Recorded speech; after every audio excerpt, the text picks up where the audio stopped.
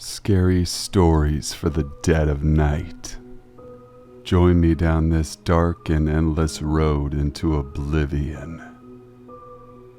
This road is traveled by few, but those who choose this path will be chilled to the very bone. Like the famous saying states, nothing good happens after 2 a.m. If your clock says 2 a.m. now, then I suggest you dive into these stories head first. Ha ha ha ha ha. Let's find out if that statement is true together. Sit back, relax, stay sinful. So this was a few years ago at this point. I called an Uber to head to this beach club my parents and I were part of from my house. The Uber driver picked me up and wouldn't stop talking to me about how he moved here from India. I didn't mind, and I talked with him during the ride to be polite. He kept going down weird roads. Looking back, I think it was to talk to me for longer, but at that time he blamed it on his GPS. And I was too afraid to call him out on it. When he finally got me to my destination, I said goodbye and left the car. Little did I know he would park the car at the place I asked him to drop me off at, and followed me down to the beach. People at the beach club saw him following me and said nothing. Looking back, it makes me scared to think of how easily he got away with this. Even with how weird it must have looked. He found me on the beach and started talking to me. He wouldn't stop. He told me how pretty I was and how he was looking for a wife. I was too young and scared to feel like I could yell at him to go away. I just stood there hoping someone would notice just how weird this looked and how scared I was. Then, he leaves and drives away. Later that night, I get a notification that he found me on Facebook and tried to add me as a friend. I deleted the app and blocked him. Since then, I only use Lyft. I tried finding a number to get him blocked from Uber, but there was no phone number to call. So to this Uber driver, let's not meet again. I was in my bedroom scrolling through TikTok when all of a sudden I heard a noise. I just shrugged it off because I thought it was my roommate coming home from work. A couple of minutes later, I remembered my roommate is having a sleepover with her mom. I sat on my bed for a second, paralyzed with fear. Then I heard lots of noise downstairs. I called the cops. And when they got here, the sounds had gone. They said they could not find anyone, but they did discover some blonde hairs. I have ginger hair and my roommate has brown hair. The cops could confirm that someone was probably in my house, but the police thought that the person must have left when they heard the cops coming. So the police left and I went to the kitchen because I was hungry. When I was in the kitchen, I grabbed a large butcher knife, just in case the criminal came back, and I'm so glad I grabbed it. I went up to my room and I left a crack in the door. I was sat in bed when I ended up seeing the intruder walk out of the bathroom. I texted my brother and told him to call the police, and then I explained the situation to him. The police came and caught him this time, luckily. And they told me he was carrying a hammer in his hand, and that I was lucky I didn't confront him. Apparently he has stalked and assaulted several people, and is facing a 40-year sentence in prison. One day after I got home from my final exam, I decided to go on a walk next to a grocery store that was a few blocks away from my house. It was an amazing day. The sun was shining. It was so peaceful and quiet. I was having a good time, so I decided to take a few pictures and videos of myself on the way there. I'd like to point out that when I was walking, I didn't see anyone around me. There was a forest at the end of my neighborhood. I was never really afraid of it other than at night. It looked very creepy at night. After taking a few photos and videos of myself, I made it to the grocery store. I bought myself a few snacks, but as I was in the grocery store, I noticed that I had been seeing the same man in every aisle.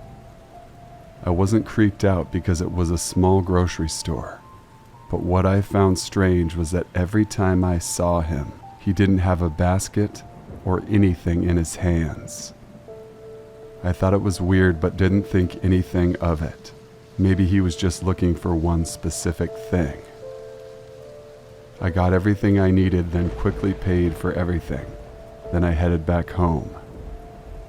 As I was walking and taking photos, I felt like I was being watched or followed, but I am a very paranoid person, so I tried to shrug it off at first. I told myself that I'm just getting paranoid and that I've been watching too many crime documentaries. As I was walking up to my house, I heard footsteps directly behind me. I turned around but saw no one there. I figured I'm just imagining things and entered my house. I walked in, made sure the door was locked, then sat down on the couch because I was feeling a bit tired from all the walking. I decided to watch an episode of a TV show I loved. After a little while, I decided to look back on the videos and photos I had taken. At first, I loved them. The lighting was perfect and I loved how I looked.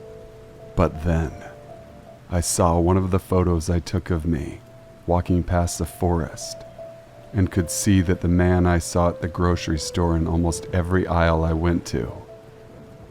I was frozen in fear as I watched him crawling closer and closer to me in each video. How did I notice? Then I realized I was in danger. The footsteps I heard behind me were 100% him. I was home alone. My sister slept over at her friend's house, and both my parents were at work. They don't get back for 2 hours after this happened. As I was processing all of this, I heard someone at the door. They didn't knock, but I heard their footsteps leading up the pathway. I was frozen in fear, unable to move, but I forced myself to go to my room and shut the door behind me. I was on the phone with 911, my voice shaking, while the operator was trying to calm me down, but couldn't. About 5 minutes later, I hear sirens. I've never felt so relieved in my entire life. My parents got home and were worried sick. I told them I was okay. After the guy heard sirens, he tried making a run for it, but the police caught him. They later told me that if he were ever to get to me, I would most definitely not be alive. Every day I'm so thankful to be alive, and I try not thinking about what could have happened if he had gotten inside my house. So to the stalker that would have most likely killed me, let's not meet again.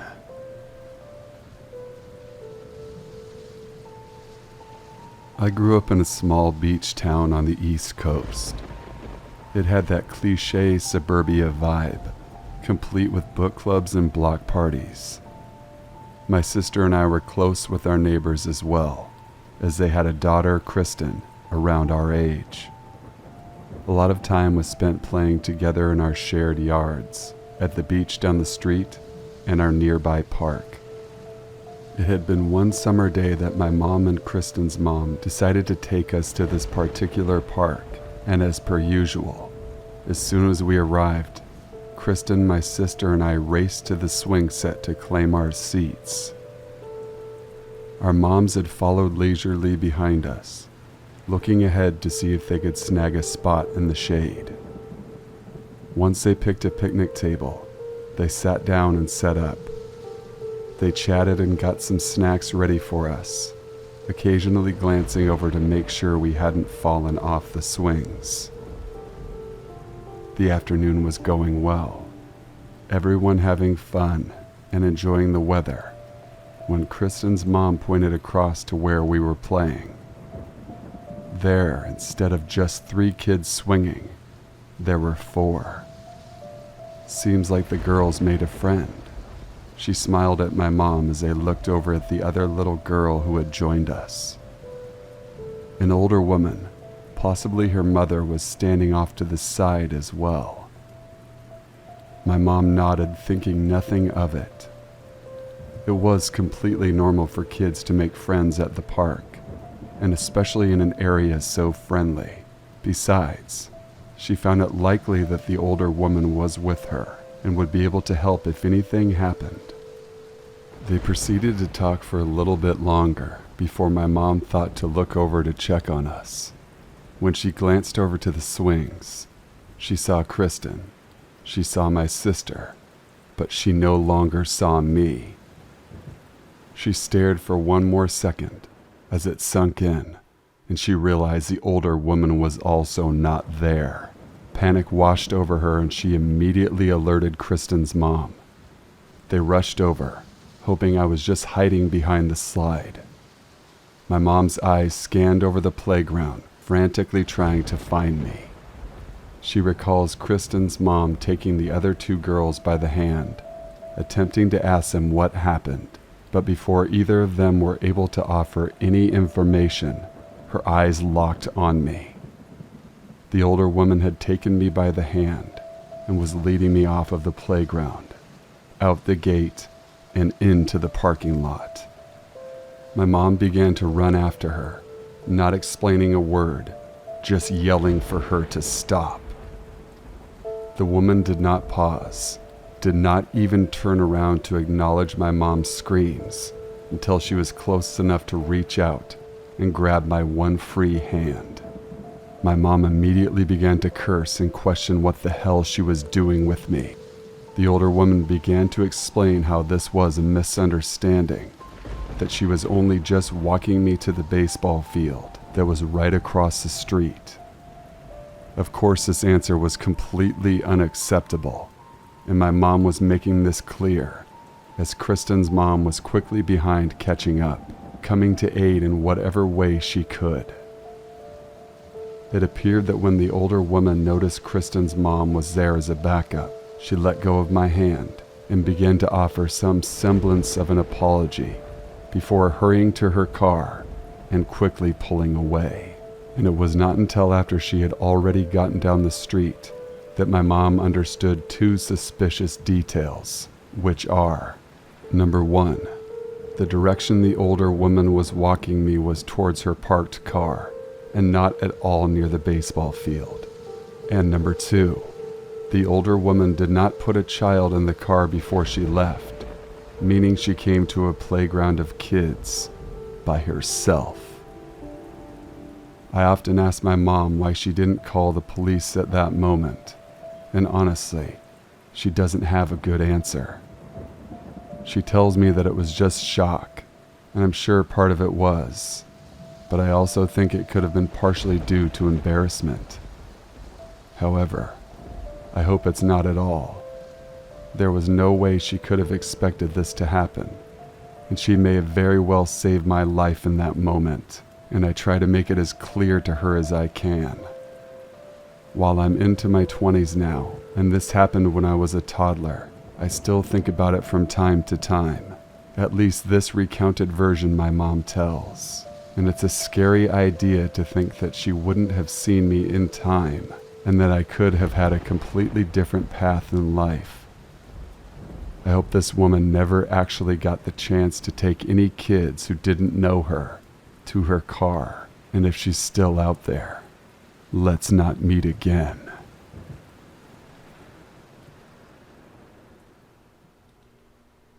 This happened way back around a decade ago in a third world country. We experienced a really bad typhoon, causing the northern part of the country to be submerged in floodwaters for 4 straight days. Hundreds of people died. There was no electricity and phone signals for weeks. Everything was ruined: homes, cars, groceries, restaurants. Needless to say, there was a food supply shortage, and you can only imagine what people can do when they go hungry for days. One dark night around 2 a.m., we were woken up by the sound of a car engine in front of our house. We all slept in one room in the front part of our house while we were in the process of cleaning up post-flood. The engine died, and a male voice called out asking if someone was home. My mother, who was very gullible, replied from the front door. The male voice told her, "We're looking for blank. She's been missing for 3 days." My mom said she didn't know that person and to try another house, but the guy was persistent and replied, "Can we come in to check?" My mom was weirded out but almost agreed. Take note, it was pitch black outside. We couldn't see the stranger, his car, or if he had someone else with him. Good thing my eldest brother was awake, decided to deal with the situation. He firmly said no and told the stranger not to look for people this way. The man left. A few weeks later, we received reports of houses in our area being looted by strangers, pretending to be looking for missing persons. We figured they were trying to screen houses with vulnerable people. They decided to split the second they heard my brother. It was actually the best time to rob houses. No signal, no electricity, no village CCTVs. Creepy dudes looking for missing persons at 2 a.m. Let's not meet again. I have been fortunate enough to own property along the Lewis River in Dole Valley in Washington State. This area has mountains with large rivers and streams flowing throughout. My family and I live down below near the river. I have hiked these beautiful trails for all of my life. Being someone who loves the outdoors, I have run into bears, deers, rabbits, cougars, and many creepy humans throughout the years.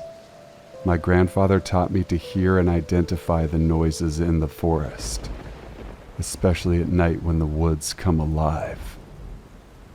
Once a month I take my 4x4 up the mountain roads to check entry gates and look for homeless settlers. Yes, settlers. People who are hiding from society in the high mountains and caves. They have removed themselves from society to hide. The weather had turned to new snow falling, and I knew I wouldn't have access to the roads if I waited much longer. When I take these rides, I have my German Shepherd with me. Hank is large and loyal. I've been driving up the logging roads for about 2 hours, with no signs of trespassing. It is so peaceful deep in the mountains, especially when the snow falls. Up over the next rise in the road stood a man half-dressed. He was about 6'9" and 280 pounds. I roll down my window and say, "Hey man, do you know you're on private property?" The man stood there with a blank expression on his face. I asked him again, "Hey, do you know you're on private property? Because if you don't, you need to leave now." Just then another man came out of the woods right behind him, and then another. The men had such horribly blank looks on all of their faces. I shouted, "Who are you people, and what do you want?" The first man reached behind him and pulled out a huge hunting knife. I always stand near my Jeep when I run into potential trouble. Hank started to growl in a low, rumbling tone. Hank didn't like the situation, and neither did I. With my right hand, I reached into the Jeep and pulled out my 12-gauge shotgun and told the man to stop moving forward towards me. I told Hank, "Get in," then signaled Hank back into the Jeep. I shouted at the men, told him to get off this land before the week was over, or I was coming back to shoot him. I shouted at the men to get off my property and that I was calling the police as soon as I reached my cabin. If I had not had my shotgun with me, my life may have been over. Hank always knows when we pass hikers who look like trouble or ones that have evil intent. I called the local sheriff deputy, and he said they would ride back up the logging road with me in the coming week to check things out. The woods are beautiful, but can hide ugliness and danger of many kinds. Both men and beast can end your life at any time. Night times in the mountains are so dark, so far from electricity, without a moon shining, impossible to move. My dad was always busy with work and my school was kind of far, so Dad bought me a bicycle to ride to school. One day I was going to school in the morning, and this guy, who I think was in his early 20s, started following me with his bicycle to school. I didn't pay much attention to him, as I was only a 12-year-old kid, but it started happening regularly. He never talked, but he was always there following me. He had this creepy grin on his face. After some time, I saw the man always around my house. Whenever I would go outside, he would always be there waiting for me. I changed my path, but he always found a way to find me. I was scared all the time and never felt safe. One day he tried to touch me, and that's when I told my dad.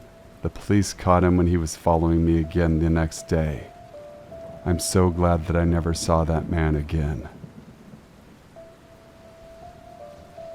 I'm a 23-year-old female.